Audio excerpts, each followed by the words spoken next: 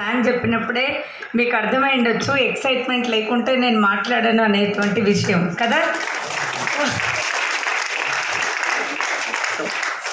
చాలా సంతోషంగా ఉంది. ఊరికే క్లాప్స్ కొడితే నాకు ఇచ్చిన టైం అయిపోతుంది. ఎందుకంటే సక్సెస్ సీక్రెట్ కూడా మీరు తెలుసుకోవాలి కదా. ఇందాక నేను చెప్పలేదు కదా, నా సక్సెస్ సీక్రెట్ ఏంటో చెప్పలేదు. నా పేరు వచ్చేసి సంగీత దేవులపల్లి. నేను ఒక టీచర్ ఇన్ఛార్జ్, ఒక వైస్ ప్రిన్సిపల్, అకాడమిక్ అడ్వైజర్గా 25 సంవత్సరాలు నేను పనిచేయడం జరిగింది. ఎక్కడ అంటే ఢిల్లీ, పంజాబ్, రాజస్థాన్, మెదక్, నెక్స్ట్ బేగంపేట్, ఇట్లా చాలా ప్లేసెస్లో నేషనల్ అండ్ ఇంటర్నేషనల్ స్కూల్స్లో నేను వర్క్ చేయడం జరిగింది. సో మా సార్ వచ్చేసి ఇండియన్ ఎయిర్ ఫోర్స్లో 20 సంవత్సరాలు పనిచేశారు. బ్యాంకులో 8 సంవత్సరాల నుండి వర్క్ చేస్తున్నారు. స్టిల్ ఇప్పుడు పని చేస్తూనే ఉన్నారు. సో ఇంకొకటి ఏంటంటే, ఫస్ట్ ఈరోజు కొత్తగా వచ్చినా పాతగా వచ్చినా కానీ ఈరోజు హాల్ మొత్తం నిండింది. చాలా సంతోషంగా ఉంది. మన కోసం మనం ఒకసారి గ్రేట్ రౌండ్ ఆఫ్ అప్లాస్.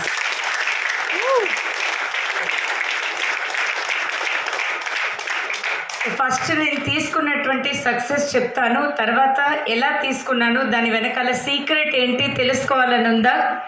నేను ఇందాకనే చెప్పినాను, ఇట్లుంటేనైతే నేను ఒక్కటే సీక్రెట్ కూడా ఒక్కటి కూడా ఓకేనా. సో ఫస్ట్ నేను చాలా చాలా థ్యాంక్ఫుల్ ఉంటాను మా అప్లయన్స్కి. నన్ను ఈ బిజినెస్కి పరిచయం చేసింది Syed Imam sir and Najma madam. మా గ్రేట్ మెంటర్స్ వచ్చేసి Purushottam Dasu sir and Purnima madam, and అందరూ line of sponsors and winning టీమ్కి గ్రేట్ రౌండ్ ఆఫ్ అప్లాస్. ఎందుకు చెప్తున్నానంటే, మీలో చాలామందికి బిజినెస్ యొక్క అనుభవం ఉండిండొచ్చు, కానీ మాకైతే జీరో నాలెడ్జ్ అన్నట్టు. మా సార్ వాళ్ళ వైపు కూడా ఎవరికి బిజినెస్ అంటే తెలియదు, మాకు కూడా బిజినెస్ అంటే తెలియదు. నేను ఎంఏ బిఎడ్ కంప్లీట్ చేసినాను. సో అందులో నాది బీబీఏ కాదు, ఎంబీఏ కాదు, నాకు బిజినెస్ గురించి తెలియడానికి. సో ఈ బిజినెస్ ద్వారా నేను స్కూల్లో వర్క్ చేస్తే నాకు వచ్చినటువంటి ఇన్కమ్ 25,000, కానీ ఈరోజు మా హైయెస్ట్ చెక్ వచ్చేసి 1,70,479 రూపీస్. అండ్ ఇంకొకటి ఏంటి అంటే, ఆల్రెడీ కార్ ఉన్నప్పటికీ కూడా డ్రీమ్స్ రాయండి అని చెప్తూ ఉంటారు కదా. డ్రీమ్స్ అనేది రాసాము. అక్కడ ఒక డ్రీమ్ అనేది అనిపించింది, అయ్యో మా సార్ ఇన్ని సంవత్సరాలు కష్టపడ్డాడు కదా, బర్త్డేకి ఏమి ఇస్తాం మనం? ఎక్కువ శాతం ఏమిస్తాం మేడం? ఏం గిఫ్ట్ ఇస్తాం సార్? మీరు కాదు, మేడంని అడుగుతున్నా. ఏం గిఫ్ట్ ఇస్తాం మేడం? హస్బెండ్ది బర్త్డే అయితే, మీ సార్ది బర్త్డే అయితే ఏం గిఫ్ట్ ఇస్తారు? రింగ్ ఇస్తారా? ఇంకా మీరేమి ఇస్తారు మేడం? ఇంకా ఇప్పుడు కాదు, బిజినెస్లోకి రాకముందు ఎక్కువ శాతం ఏమిస్తామండి లేడీస్? ఓ రింగ్ ఇస్తామా, లేదంటే పర్స్ ఇస్తాం, లేదంటే కళ్ళద్దాలు ఇస్తాం, లేదంటే ఒక బెల్ట్ ఇస్తాం, అవునా కదా? ఇంకేమి ఇస్తారు? బాగా డైరీ రాసేటోళ్ళకైతే మా సార్ డైరీ రాస్తాడు కాబట్టి నేను ఒకసారి డైరీ కూడా ఇచ్చిన, కీ చైనో లేకుంటే ఇంకేదో ఒకటి ఇస్తాం కదా. So thanks to this business ఈ డ్రీమ్స్ ఉంటాయి, డ్రీమ్స్ మనం నెరవేర్చుకోవచ్చు అనేది తెలిసిన తర్వాత నేనేం డ్రీమ్ చేసుకున్నానంటే, మా సార్కి ఒక బర్త్డే గిఫ్ట్, ఒక కార్ ఇవ్వాలని. అవునా? సో నవంబర్ 16వ తారీఖు రోజు 12 లక్షల విలువ ఉన్నటువంటి ఒక కార్ ఇవ్వడం జరిగింది. ఓకేనా? సో నెక్స్ట్ షిరిడి, తిరుపతి మేము ఇంతవరకు ప్రశాంతంగా వెళ్ళలేకపోయినాం. ఎందుకు అంటే టైం ఫ్రీడమ్ అనేది మా లైఫ్లో లేకుండేది. సంవత్సరానికి ఒక్కసారి ఇక్కడికి వస్తూ ఉండేది. పంజాబ్ నుండి, లేకుంటే ఢిల్లీ ఉంటే ఢిల్లీ నుండి, రాజస్థాన్ నుండి వచ్చిన నెలలోనే అన్ని పనులు అనేది కంప్లీట్ చేసుకోవాలి కదా. ఇంకా మిగతా మనకి ఎంజాయ్ చేయడానికి ఎక్కువ టైం ఉండదు. కానీ ఈ బిజినెస్లోకి వచ్చిన తర్వాత 5 సార్లు ఫ్లైట్ ఎక్కిన. ఇందాక సార్ చెప్తే గుర్తొచ్చింది. ఓకేనా? సో గోవా వెళ్ళొచ్చినాం. వచ్చేటప్పుడు ట్రైన్ అనేది మిస్ అయింది, వెదర్ బ్యాడ్ కండిషన్ ఉందనేసి ఫ్లైట్లో వచ్చేసినాం. థాయిలాండ్ పోవడం రావడం 2 సార్లు కూడా అదే అయిపోయింది. మొన్న V20 అవార్డ్ ఫంక్షన్ ఉంది చూసారా, అది తీసుకోవడానికి కూడా నేను మా సార్ ఇద్దరం ఫ్లైట్లో వచ్చినాం. బిజినెస్లో దమ్ముంటే వెళ్తామా, లేకుంటే వెళ్తామా ఒకసారి ఆలోచించండి. ఇంకొకటి ఏంటి అంటే, మా నాన్నగారు వెళ్ళినప్పుడు కూడా, అంటే చనిపోయినప్పుడు కూడా మేము రాలేకపోయినాం. ఎందుకంటే డిఫెన్స్లో ఉండడంతో ఎప్పుడంటే అప్పుడు లీవ్స్ అనేది ఉండదు. ఆర్థిక పరిస్థితి కూడా మనకి సహకరించాలి. జీరో నుండి హీరో అంటారు చూసినా. మనకి ప్లాన్ చెప్పడానికి వచ్చినప్పుడు ఏమంటామంటే, నా దగ్గర ఆల్రెడీ మస్తు డబ్బు ఉంది, అది ఇది అంటూ ఉంటాం. కష్టం విలువ తెలిసిన వాళ్ళైతే ఎంత డబ్బున్నా కూడా ఇంకా నలుగురికి హెల్ప్ చేయడానికైనా వస్తారు. అవునా? ఒక రోజులో ఎంత ఎమర్జెన్సీ ఉన్నా కూడా ట్రైన్కి రావాలన్నా కూడా ఇబ్బంది ఉండేది. ఫ్లైట్ అంటే అసలు మేము ఆలోచించలేదు.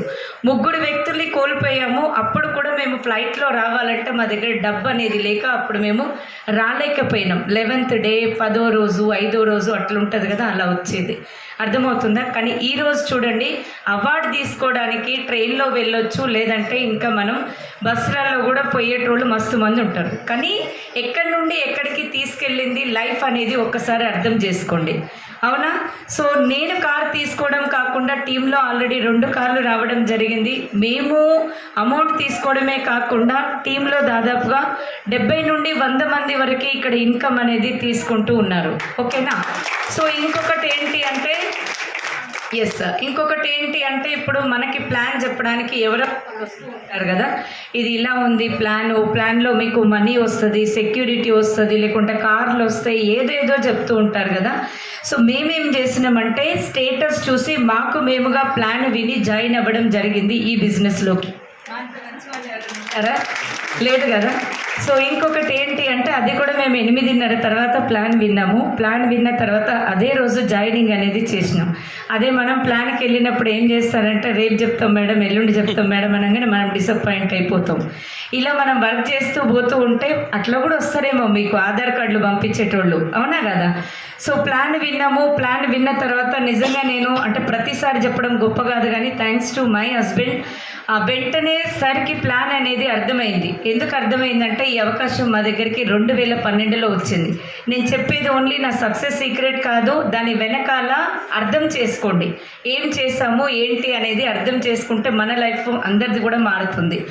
సో 2012లో మాకు ప్లాన్ చెప్పిండ్రు. ఇండియన్ ఎయిర్ ఫోర్స్లోనే ఉంటారు ఆ సార్ కూడా. కాకుంటే ఏంటంటే క్లారిటీ తోటి ప్లాన్ అనేది మాకు ఇప్పుడు చెప్పలేదు.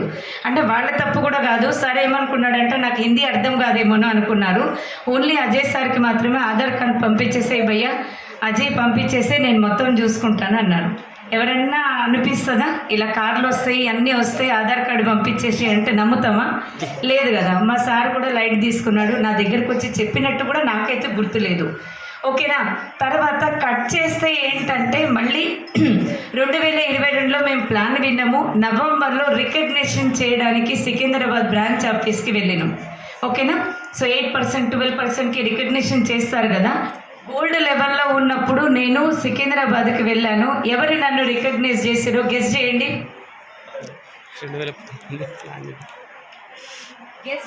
ఎవరు నన్ను రికగ్నైజ్ చేసిండొచ్చు ఆ రోజు? గెస్ చేయండి.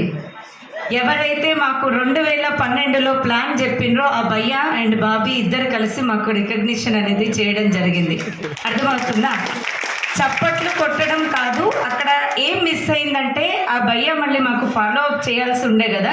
అవునా కదా? అజయ్ నీకు నేను అప్పుడు ప్లాన్ చెప్పినాను కదా, జబర్దస్త్ బిజినెస్ నడుస్తుంది, నేను ఇప్పుడు యూసీడీ లెవెల్లో ఉన్నాను, ఒక కార్ తీసుకున్నాను, ఇంటి ఫండ్ వస్తుంది అనేసి మళ్ళీ మా దగ్గర రావాల్సి ఉండే కదా.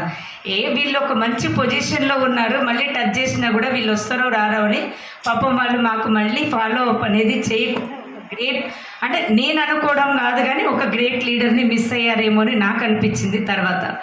అయితే కట్ చేస్తే ఏంటంటే ఆ సార్ అండ్ మేడం మా స్టోరీని ఒక స్టోరీ లాగా చేసి అక్కడ ఆ రోజు సికింద్రాబాద్లో చెప్పడం జరిగింది. What is the essential and speciality of follow up అనేది.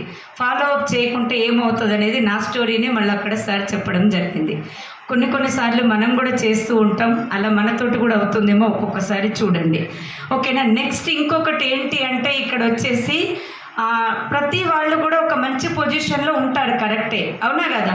మీ ఫ్రెండ్స్ వచ్చిండనో లేదంటే మీ రిలేటివ్స్ రమ్మన్నారనో ఎట్లనో ఒకట్లనైతే మనం అవకాశం తీసుకున్నాం కదా. బిజినెస్ స్టార్ట్ చేయండి అనగానే మనం ఏం రీజన్స్ చెప్తామండి? అరే మేడం నా దగ్గర అయితే అస్సలు టైమే లేదు, అసలు తిండి తినడానికి కూడా మాకు కూడా చెప్తుంటారు, తిండి తినడానికి కూడా టైం లేదు మేడం అసలు వచ్చేసి. అవునా కదా? ఎంత ప్రెషర్ ఉంది అని చెప్తూ ఉంటారు. అవునా? సో అవకాశం తీసుకున్నాం కాబట్టి, ఎందుకంటే మన దగ్గర టైం లేదు కాబట్టి, మన దగ్గర మనీ లేదు కాబట్టి, మన దగ్గర సెక్యూరిటీ కూడా లేదు కాబట్టి మనం ఈ బిజినెస్ని ఏంటంటే శ్వాస ధ్యాస అన్నట్టుగా ఎప్పుడైతే మనం వెస్టేజ్ని బిల్డ్ చేస్తూ ఉంటామో మనం తీసుకున్నటువంటి డ్రీమ్స్ అన్నీ ఒక్కదానికి వస్తే కల్పవృక్షం లాగా అన్నీ వచ్చేస్తాయండి. ఓకేనా. సో నేను ఎవరికి ప్లాన్ చెప్పడానికి వెళ్ళినా కానీ వాళ్ళు అదే అనేది, అర్థమైందా. నేను సెప్టెంబర్లో నాకు సర్జరీ అయింది, కిడ్నీ స్టోన్స్. ఎందుకంటే స్కూల్లో బాగా వర్క్ చేయడంతో వాటర్ సరిగా తీసుకోక, ఫుడ్ సరిగా తీసుకోక నాకు, and at the same time మా అత్తయ్యకి కూడా సర్జరీ కావడంతో నేను స్కూల్కి రిజైన్ చేసినాను. ఏది జరిగినా మన మంచికే అంటారు కదా. సో ఇక్కడ ఆ మంచి కూడా అంటే ఆ చెడు కూడా మాకు మంచి అన్నట్టుగా అయ్యింది. ఇద్దరి హెల్త్ సెట్ అయిన తర్వాత ఇట్లా మేము అవకాశం తీసుకున్నాం. ఇంట్లో ఉన్నాను, ఆ జూమ్ వింటూ ఉంటే ఒక ఫైర్ అనేది వస్తూ ఉండేది. అరే వీళ్ళు ప్లాన్లకు వెళ్తురు, వాళ్ళు ప్లాన్లకు వెళ్తురు, నేను ఎప్పుడు వెళ్ళాలి, నేను ఎప్పుడు చేయాలి అనిపించేది. కానీ సర్జరీ అయ్యి మాత్రం 10 days మాత్రమే అయ్యింది. 1 month అన్నా కానీ కొంచెం రెస్ట్ తీసుకోవాలి కదా. కానీ ఆ ఫైర్ అనేది ఆపకుండా అక్టోబర్ 24వ తారీఖు రోజు ప్లాన్స్ అనేది స్టార్ట్ చేసేసినాం. స్టార్ట్ చేస్తూ పోతే కొంతమంది ఎస్ అన్నారు, కొంతమంది నో అన్నారు. కానీ ఎక్కువ శాతం టైం లేదంటే మా అప్లయన్స్ తోటి కూర్చొని ఏం డిసైడ్ అయ్యమని ఉంటే, ఇంతమందికి ప్లాన్ చెప్తే టైం లేదంటున్నారు కదా, టైం లేదు అంటున్నారు. దేనికి? జాబ్ చేస్తున్నాం కాబట్టి. పార్ట్ టైంగా కూడా ఇందులో సక్సెస్ అవ్వచ్చు అని కొంతమందికి నిరూపించాలి, కొంతమందిని తీసుకొని రావాలనేటువంటి ఉద్దేశంతో రీజాయిన్ కావడం జరిగింది నేను స్కూల్లో. ఓకేనా. 8 నెలలు, 6 నుండి 8 నెలలు నేను స్కూల్లో రీజాయిన్ అయ్యి జాబ్ చేస్తూ డైమండ్ డైరెక్టర్ వరకు వచ్చేసినాను. కార్ కూడా తీసుకోవడం జరిగింది. జూన్ 2వ తారీఖు నేను రిజైన్ చేసి ఫుల్ టైమ్గా ఈ బిజినెస్ని బిల్డ్ చేస్తున్నాను. ఇప్పుడు వాళ్ళకి చెప్పడానికి అవకాశం లేదు కదా. మరి మేడం కూడా జాబ్ చేస్తుంది, మనం కూడా జాబ్ చేస్తున్నాం కదా అనుకుంటారు కదా. మరి మళ్ళీ తర్వాత ఎందుకు రిజైన్ చేసారంటే టీం పెద్దగా అయింది, స్కూల్లో ఫోన్స్ వాడకూడదు కదా. పిల్లలకు అన్యాయం చేయడం ఇష్టం లేక జాబ్కి నేను రిజైన్ చేసినాను. నేను అక్టోబర్లో స్టార్ట్ చేశాను, కానీ తర్వాత పీవీస్ అసలు పెరగట్లేవు. ఎంతమందికి పెరగవండి? ఐడి వేసుకున్నారు కానీ పర్చేస్ ఎవ్వరు చేయట్లేరు అని ఎంతమందికి ఉందా? ప్రతి ఒక్కరితో ఉంటుంది, మాతో కూడా ఉండేది. ఎందుకంటే ఒక మంచి ప్రొఫెషన్లో ఉన్నటువంటి మేడం, ఒక మంచి ప్రొఫెషన్లో ఉన్నటువంటి సార్, అవి సబ్బులు సరుకులు అవన్నీ తీసుకొని వెళ్ళాలి అంటే ఎట్లా ఉంటుంది ఒకసారి ఆలోచించండి. తర్వాత ఏమైంది అంటే మాది ఎనర్జీ చూసి, మా సీరియస్నెస్ చూసి అప్లయన్స్ అందరూ కూడా మేడం మీరు బ్రౌన్స్ అవ్వాలని అంటూ ఉండేది. సో అక్కడ చూస్తే ఏమో పీవీస్ లేవు, 12%లోనే ఉన్నాము. తర్వాత ఒకరోజు అడిగితే ఏంటంటే మేడం మీరు ప్రోడక్ట్స్ తీసుకెళ్తున్నారా అని అడిగితే లేదు సార్ కొన్ని మాత్రమే తీసుకెళ్తున్నాను. లేదు మేడం మీరు ప్రోడక్ట్స్ తీసుకెళ్ళడం స్టార్ట్ చేయండి అని చెప్పిండ్రు. డిసెంబర్ 25వ తారీఖు నుండి ప్రోడక్ట్స్ తీసుకెళ్ళడం ఎప్పుడైతే స్టార్ట్ చేసినామో నెక్స్ట్ జనవరి 2వ తారీఖే 2 పిన్నులు బ్రేక్ అయినాయండి. ఓకేనా. ఒకటి ఏంటి బ్రాంజ్, ఇంకొకటి సిల్వర్. నేనే అంటే నాకంటే ఎక్కువ ప్యాషనేట్గా వర్క్ చేసే ఒక మేడం జాయిన్ అవ్వడం జరిగింది. తను బ్రాంజ్ అయ్యారు, నేను మళ్ళీ సైడ్ వాల్యూమ్ చూసుకోవాలి కదా, ఇందాక సార్ చెప్పిండు కదా. సో అట్లా మేము మళ్ళీ నెక్స్ట్ మంత్ 3 pins బ్రేక్ చేయడం జరిగింది. తొందరలోనే సక్సెస్ తీసుకోవడానికి కారణం ఏంటి అంటే అప్లైన్ సబ్మిషన్. ఈరోజు మిమ్మల్ని ఇక్కడ ఎవరైతే తీసుకొచ్చిందో వాళ్ళని ఒక 2 సంవత్సరాలు నమ్మండి. వాళ్ళు ఏది చెప్తే అది మీరు చేస్తూ వెళ్ళండి. ఓకేనా. వాళ్ళకి లేట్గా సక్సెస్ వచ్చినా పర్వాలేదు, కానీ మనకు ముందు సక్సెస్ చేయాలని ఆలోచించేటువంటి ఒకే ఒక వ్యక్తి ఎవరైనా ఉన్నారంటే ఈ బిజినెస్లో మీ అప్లైన్, మీ active growing upline and mentors. ఓకేనా. సో వాళ్ళు చెప్పినప్పుడు వాళ్ళు ఎందుకు చెప్తున్నారో, వాళ్ళ పీవీస్కి ఏమైనా ఇది ఉంటుందో అని ఆలోచించామనుకోండి, మన సక్సెస్ ఎప్పటికి కూడా అట్లనే ఉండిపోతుంది. మేము ఎంఏ బిఎడ్ చేసినప్పటికీ కూడా ఒక్కరోజు కూడా ఇమామ్ సార్ చెప్పినప్పుడు నేనేమీ అట్లా ఆలోచించలేదు. ఈవెన్ మా అప్లయన్స్ అందరూ చెప్తూ ఉన్నప్పుడు ఎందుకు చెప్తున్నారు ఏంటి అర్థం చేసుకొని వాళ్ళు ఏది చెప్తే అది చేస్తూ వెళ్తూ పోయాము. అక్కడ మాకు సక్సెస్ అనేది తొందరగా రావడానికి అదొక కారణమైంది. జూమ్ మీటింగ్ అయితే ఇప్పటివరకు మేము ఒక్కరోజు మానేసింది లేదు. ఫిజికల్ మీటింగ్స్ 21 వారాలు రావాలని చెప్తారు కదండి, ఎంతమంది వస్తుంటారు? అవునా. పిల్లలు ఉన్నారు మేడం అంటారు. నేనైతే ఒక్కటే చెప్తాను, చిన్న పిల్లలకి తల్లి ఎంత అవసరమో పెద్ద పిల్లలకి కూడా తల్లి అంతే అవసరం కదా, మనకు కూడా తల్లి అంతే అవసరం కదా. సో ఎప్పుడు అయినా కానీ గుర్తుంచుకోండి, మనం ఒకటి సక్సెస్ కావాలి అంటే ఏదో ఒకటి వదులుకుంటేనే వచ్చేస్తుంది. అవునా కదా. సో మనం సక్సెస్ కావాలి అనుకున్నాం కాబట్టి కొన్ని సాక్రిఫైస్ కూడా చేయాలని ఉంటుంది, రావాల్సి వస్తుంది, సాక్రిఫైసెస్ చేయాల్సి వస్తుంది. సండే అందరం ఇంట్లో ఉంటాం, అవునా. సో హాలిడేస్ వస్తే కొంతమంది గోవా వెళ్తారు, కొంతమంది షిమ్లా వెళ్తారు. మనం ఒక్కసారి సక్సెస్ అయితే మనం ఎక్కడంటే అక్కడికి వెళ్ళొచ్చు కదా. మేమైతే అదే తీసుకున్నాం. మా పిల్లలు కూడా పెద్ద పిల్లలే, కొన్నిసార్లు ఫోన్ మాట్లాడడానికి కూడా టైం ఉండదు, అయినా కూడా వాళ్ళు అర్థం చేసుకుంటారు. ఎందుకోసం చేస్తున్నాం అనేది పిల్లలకైనా పెద్దవాళ్ళకైనా ఒక క్లారిటీ అనేది ఇవ్వండి. ఇస్తే ఏమవుతుందంటే ఆటోమేటిక్గా వాళ్ళకు కూడా అర్థమవుతుంది. లేకుండానే మనం ఒక దిశానిర్దేశం లేకుండా చేస్తూ వెళ్ళినాం అనుకోండి, ఏమీ కూడా అక్కడ లాభం ఉండదు. ఇక్కడ చూడండి, ఇన్ని డ్రీమ్స్ మనం రాసుకున్నాం కదా, ఓన్లీ డ్రీమ్ చార్ట్ మొత్తం నేను పెట్టినాను అనుకోండి, ఇంటి నిండా వస్తుందా? డ్రీమ్స్ అన్నీ ఫుల్ఫిల్ అవుతాయా? లేదు కదా.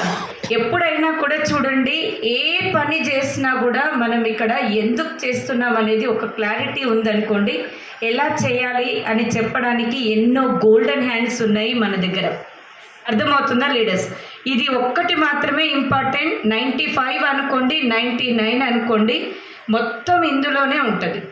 నేను ఎందుకు వెస్టేజ్ స్టార్ట్ చేసినాను అనేది ఈరోజు మీరు ఫస్ట్ ఒక డిసిజన్ అనేది తీసుకోండి. అర్థమవుతుందా? నేనైతే ముందు నుండి ఒకటే చెప్తూ వచ్చాను, ఒక 100 ఉమెన్ని అప్లిఫ్ట్ చేయాలనేటువంటి ఉద్దేశంతో వచ్చినాను. 100 మంది స్త్రీలకు సక్సెస్ ఇప్పించాలి అనేటువంటి ఉద్దేశంతో నేను వచ్చినాను. దాంతో పాటుగా యంగ్ జనరేషన్ ఉన్నారు కదా, యూత్, వాళ్ళని కూడా ఎందుకంటే సర్టిఫికేట్స్ తీసుకొని వాళ్ళు ఆఫీస్కి తిరగకుండా చేయాలనేటువంటి ఉద్దేశంతో నలుగురికి మీరు సక్సెస్ ఇప్పిస్తే ఆటోమేటిక్గా మీకు సక్సెస్ అనేది వస్తుంది. బయట ఎక్కడన్నా ఉందా ఇలాంటిది? So thank you so much. అందరూ సక్సెస్ అవ్వాలి, అందులో మనం ఉండాలి, వాళ్ళ సక్సెస్కి కారణం కూడా మనం అవ్వాలి.